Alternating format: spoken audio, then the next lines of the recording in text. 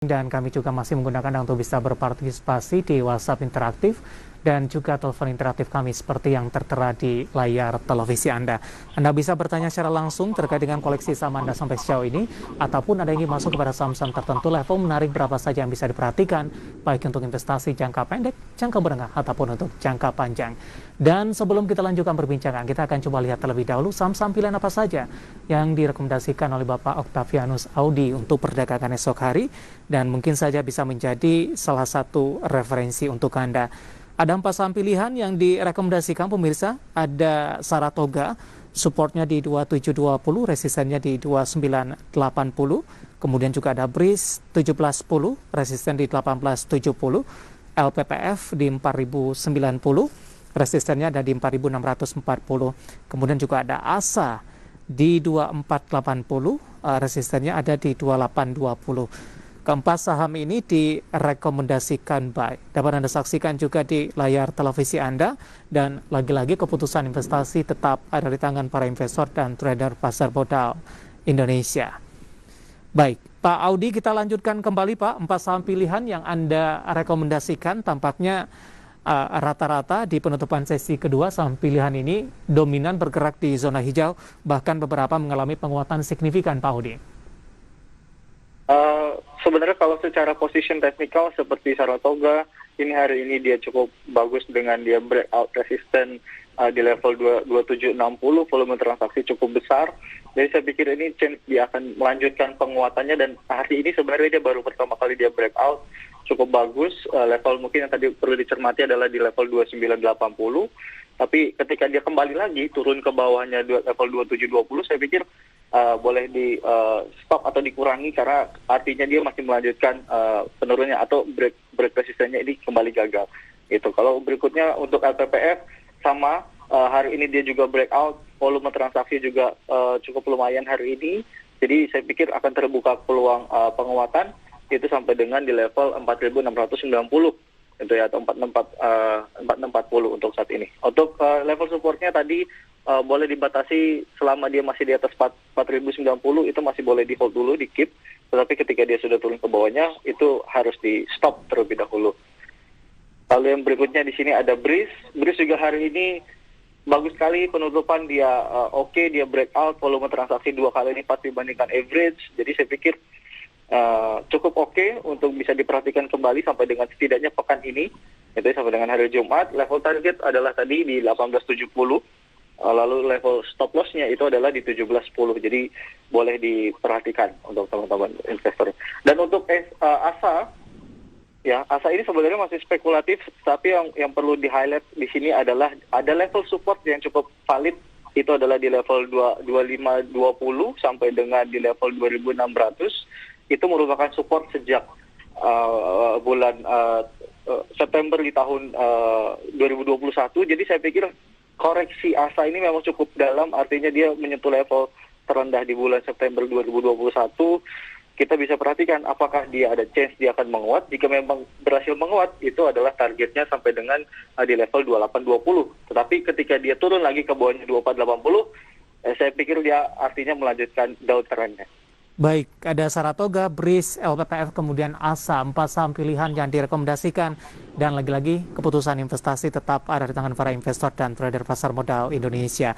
Pak Audi, pertanyaan di WhatsApp interaktif kami sudah cukup banyak yang masuk Pak. Dari data yang saya pegang ini, yang menjadi movers bagi indeks harga saham gabungan, cukup banyak juga beberapa perbankan digital yang hari ini tampaknya mengalami penguatan yang cukup signifikan.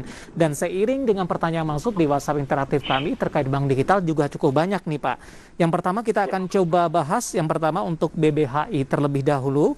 Saya akan coba sapa ini. Ini tampaknya tidak menyebutkan nama dan lokasi. Mau tanya bagaimana peluang BBHI di minggu ini, sudah punya di harga 5.825. Dan BBHI juga ditanyakan Bapak Andre di Jakarta. Mohon analisisnya untuk saham BBHI. Silakan, Pak Audi. Ya, oke. Sebenarnya BBHI kemarin cukup bagus sekali di hari Jumat. Penutupan dia breakout resisten, semua posisi oke, tren sudah mulai mencoba keluar dari zona sideways. Jadi saya pikir sudah cukup oke. Untuk yang sudah ada position, saya pikir boleh di hold dulu, di keep dulu. Mungkin yang perlu diperhatikan adalah level stop loss-nya. Di sini ada level di 5.400. Jadi selama BBH ini stay di atas 5.400, saya pikir sih masih boleh di hold dulu. Dengan chance jika menguat adalah sampai dengan 6.200. Itu untuk level resistennya, tetapi jika dia turun ke bawahnya 5.400, justru ini akan menjadi bahaya untuk BBHI. Jadi sebenarnya kalau untuk saham yang sideways, ini adalah kita harus perhatikan benar-benar level supportnya. Jika dia breakdown, itu artinya dia melanjutkan downtrend-nya, seperti itu. Baik, secara fundamental dan kapitalisasi seperti apa untuk BBHI ini? Ya, oke. Kalau kita bicara kapitalisasi, sebenarnya posisi secara PBV kita bandingkan dengan perbankan digital yang lainnya, BBH ini sudah termasuk premium ya, atau sudah termasuk valuasinya cukup mahal. Tapi kita kembali lagi mungkin dimanfaatkan aja untuk dalam jangka pendek. Artinya kita manfaatkan momentum secara teknikal. Bisa diperhatikan tadi jika memang berhasil melanjutkan penguatannya sampai dengan 6.200. Tapi jika kembali turun, ya sudah, artinya kita mesti out terlebih dahulu. Oke, kita beralih ke pertanyaan selanjutnya, masih dari Bank Digital, ada BBYB. Kebetulan juga ada beberapa pertanyaan, saya akan coba sapa Bapak Dedi di Jakarta. BBYB, apakah sudah safe untuk entry, support dan resisten yang direkomendasikan? Dan BBYB juga ditanyakan oleh Bapak Victor Natali, ini dari Malang, Pak Audi. Untuk BBYB, penutupan di 2440. Untuk selanjutnya, apakah masih bisa bergerak naik atau tidak untuk BBYB? Oke, sebenarnya kalau untuk secara valuasi ini jika kita comparison antara BBYB dengan BBHI dengan sama-sama posisinya sebagai bank digital, secara PBV jauh lebih murah BBYB itu adalah di 16 kali, sedangkan BBHI di 51 kali. Jadi saya pikir kalau untuk secara valuasi PBV ini lebih menarik BBYB. Secara teknikal posisi hari ini juga cukup oke, dia breakout resisten, hari ini volume transaksi juga menguat. Jadi saya pikir untuk ambil position bisa diperhatikan untuk minggu ini, kemungkinan chance dia menguat masih terbuka dengan level target untuk di pekan ini sampai dengan pekan ini adalah sampai 2.700. Tetapi level support yang perlu diperhatikan adalah di 2280.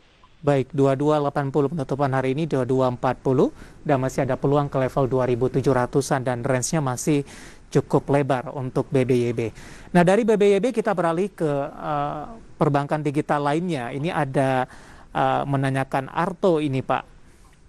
Saya akan coba buka ini. Ada Bapak Bakhtiar di Yogyakarta menanyakan saham Arto, support dan resistennya untuk 1 pekan ke depan. Dan tadi pun juga ada menanyakan saham Arto. Ini pertanyaan cukup banyak yang masuk, saya cukup kesulitan. Tapi langsung dijawab saja, Pak, untuk Arto terlebih dahulu.